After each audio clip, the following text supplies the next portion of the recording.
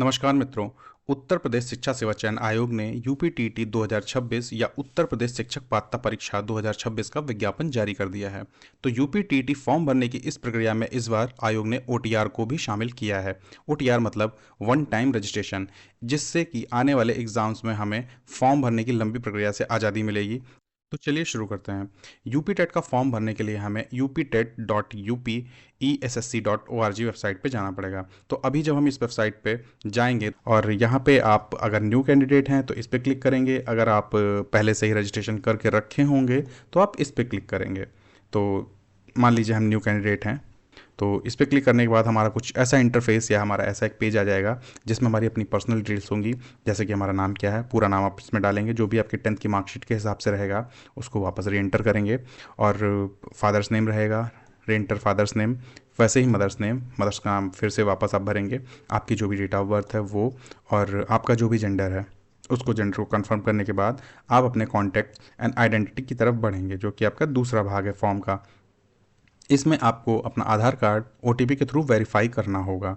आधार card को verify करने के बाद आप अपने पहुंचते हैं मोबाइल नंबर और ईमेल आईडी दोनों के वेरिफिकेशन पे। ये दोनों वेरीफाई करने के बाद आप जाएंगे लाइव फ़ोटो आइडेंटिटी वेरिफिकेशन की तरफ, जहां पे आप जनरेट वेरिफिकेशन क्यूआर कोड या ये जो कैमरे का आइकन है आप इस पर क्लिक करके, तो आप कुछ इस प्रकार का पेज आ जाएगा।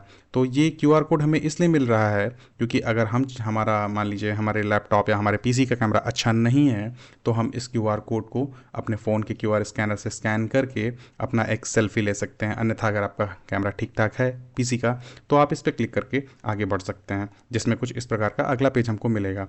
तो ये आप ये देख रहे होंगे, रिंग टाइप का रहेगा। इसके बीच में आपको अपना चेहरा रखना है और जो भी यहाँ पे हमको कमांड मिलता रहेगा उसके हिसाब से हमको चलना पड़ेगा। पहला कमांड आएगा हमको टर्न हेड लेफ्ट का, उसके बाद टर्न हेड राइट का, देन आफ्टर आपका जो लास्ट रहेगा कमांड स्माइल का रहेगा। से ही यहाँ पे लाइव वेरीफाइड हो जाएगा। लाइव वेरीफाइड होने के बाद आपको यहाँ पे ये बटन आपका ग्रीन हो जाएगा, सेव वेरीफाइड फ़ोटो। आप इस पर क्लिक करके अपनी फ़ोटो को जो भी आपने अपनी लाइव अभी अपलोड करी है वो आपकी वेरीफाई हो जाएगी, और यहाँ पे आप इस बटन को क्लिक करते ही वो सेव भी हो जाएगी।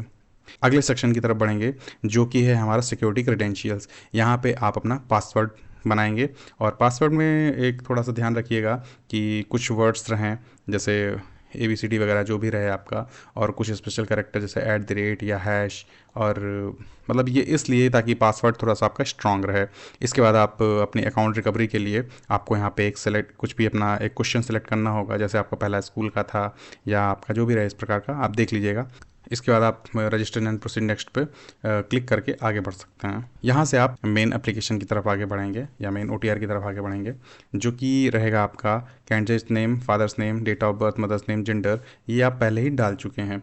और इसके बाद जो भी आपकी कुछ अदर डिटेल्स रहेंगी, like marital status, place of birth, visible identification mark.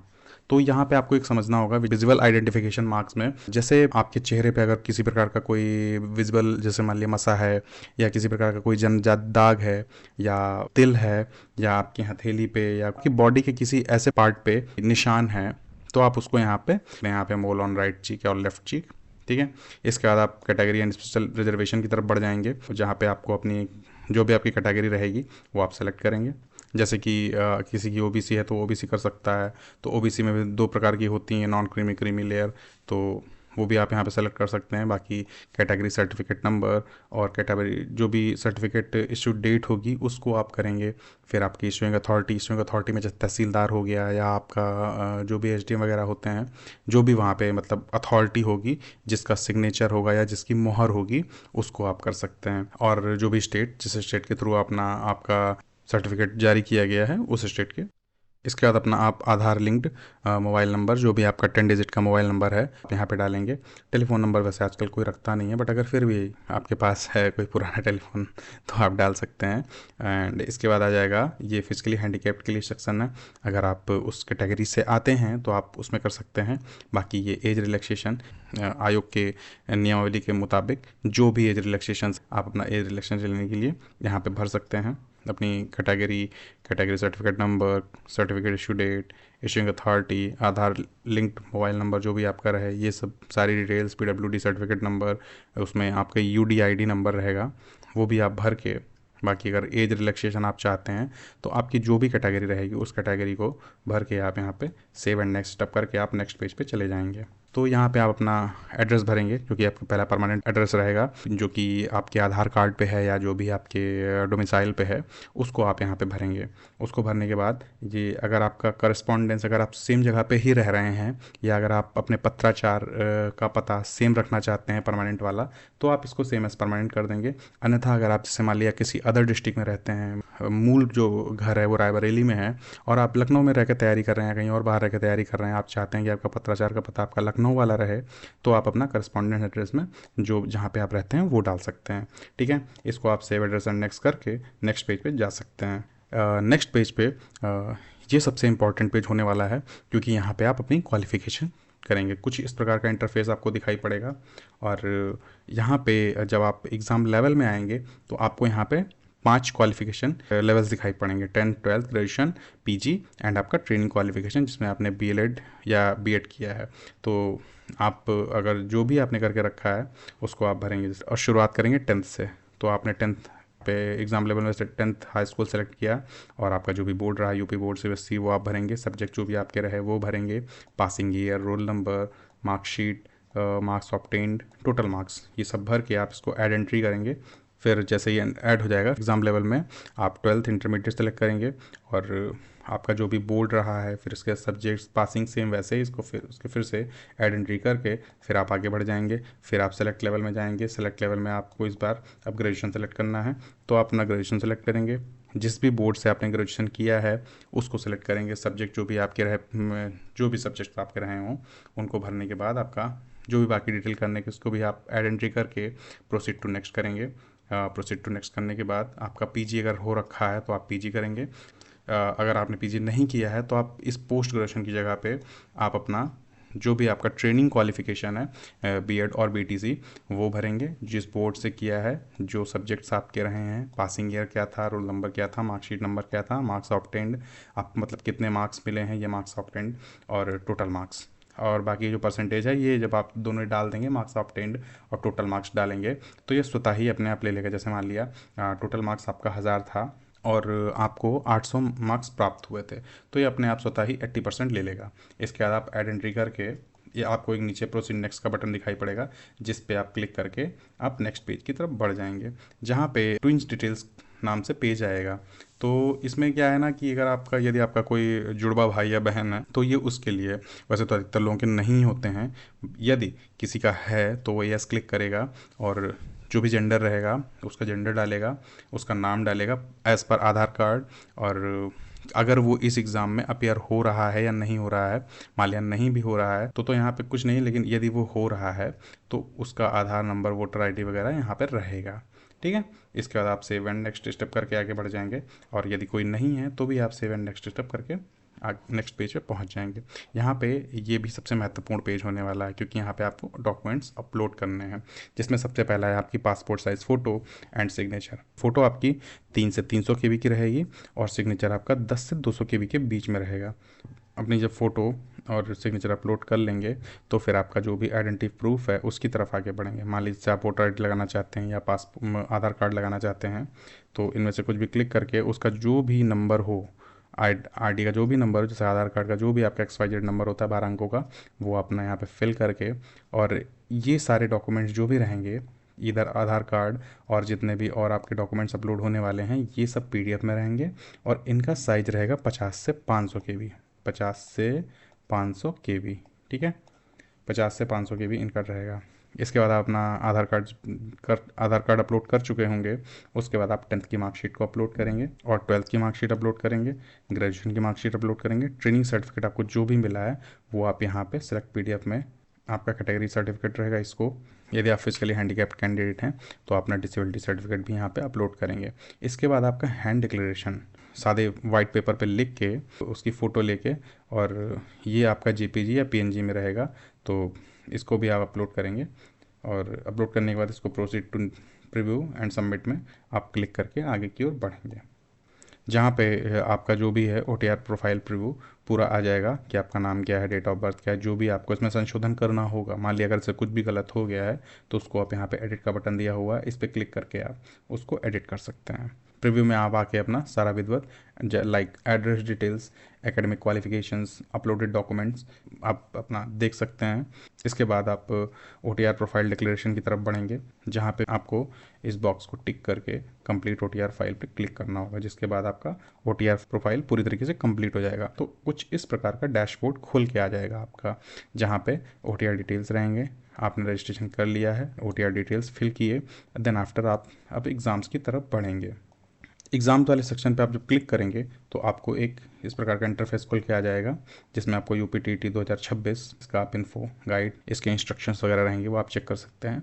अगर आपने इंस्ट्रक्शन वगैरह पढ़ लिए हैं तो अप्लाई नाउ पे क्लिक करके आगे की तरफ बढ़ सकते हैं। तो कुछ इस प्रकार का पेज आपके सामने खुल के आ जाएगा, जहाँ पे आप अपना लेवल सेलेक्ट कर सकते हैं।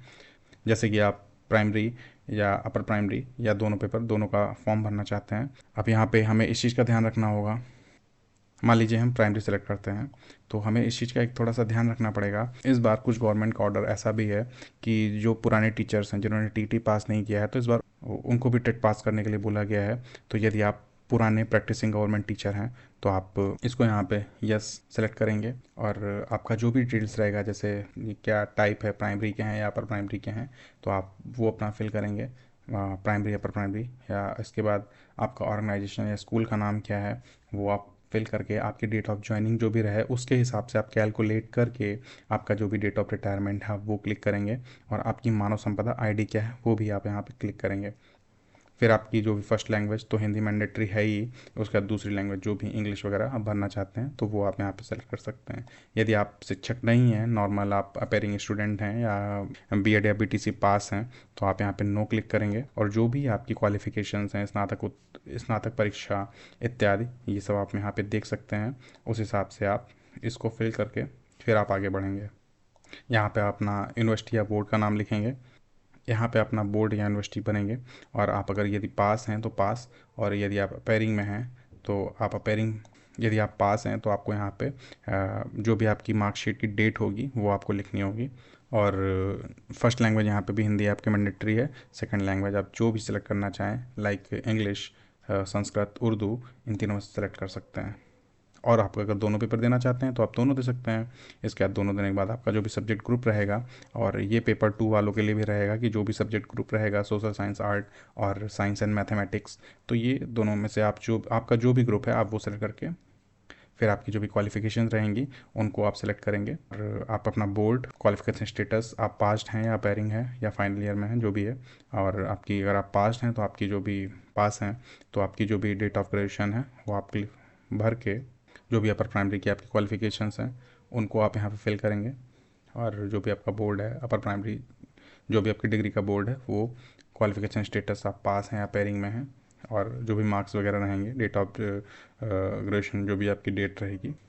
यदि आप अपेयरिंग में हैं तो आपकी एक्सपेक्टेड डेट जो भी ग्रेजुएशन की रहेगी कंप्लीट होने की, आप वो भरेंगे। कुछ ना कुछ आपको अंदाज़ा रहेगा इस बात का कि कब तक आपका रिजल्ट आ जाएगा, तो उस हिसाब से आप यहाँ पे भर के, मार्क्स रहेगा उसको भरने के बाद यहाँ पे आप अपनी मार्कशीट, अगर पेपर 1 प्राइमरी है तो यहाँ पे अपनी मार्कशीट, जो भी आपने अपनी क्वालिफिकेशन अपर प्राइमरी के लिए लगाई है उसकी मार्कशीट दोनों ही अपलोड करने के बाद आप प्रोसीड टू प्रीव्यू करेंगे। कुछ इस प्रकार का डैशबोर्ड खुल के आ जाएगा, जिसमें कि आप अपना सारा पर्सनल डिटेल्स, एड्रेस डिटेल्स, ये सभी कुछ ठीक से चेक करके, जो भी आपने यहाँ पे अपना एसेंशियल क्वालिफिकेशन डिटेल्स लगाई थी, अपलोडेड डॉक्यूमेंट्स वगैरह सब देख दाख के फिर आप आई एग्री टू डिक्लेरेशन पे क्लिक करने के बाद confirm and proceed to payment करें, जहाँ पे आपका बैंकिंग का सेक्शन खुल के आ जाएगा, और कुछ उसका इंटरफेस इस प्रकार का रहेगा, जिसमें कि SBI ई-पे और ICICI दोनों ही रहेंगे। ICICI बैंक रिटेल क्लिक करके आगे की तरफ बढ़ेंगे तो कुछ इस प्रकार का खुलेगा, जिसमें आपको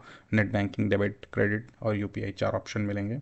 तो आजकल तो सभी लोग UPI ही यूज़ करते हैं, तो उस हिसाब से UPI करेंगे। QR कोड अगर करना चाहते हैं, QR कोड स्कैन करके करना चाहते हैं तो उस पर क्लिक करके आप आगे के बढ़ेंगे तो आपका ये QR कोड आ जाएगा, और जब आपका पेमेंट हो जाएगा तो आपके डैशबोर्ड पे कुछ इस प्रकार का इंटरफेस आ जाएगा, जहाँ से आप फॉर्म है, जहाँ से अपना फॉर्म जो है उसको आप प्रिंट कर सकते हैं, दोनों के दोनों, जो कि कुछ इस प्रकार दिखेगा। तो यहाँ पे हमारा फॉर्म कंप्लीट हो जाता है, और किसी भी प्रकार की और कोई जानकारी या क्वेरी के लिए आप कमेंट बॉक्स में कमेंट कर सकते हैं। धन्यवाद, और प्लीज़ वीडियो को लाइक और चैनल को सब्सक्राइब करना ना भूलें।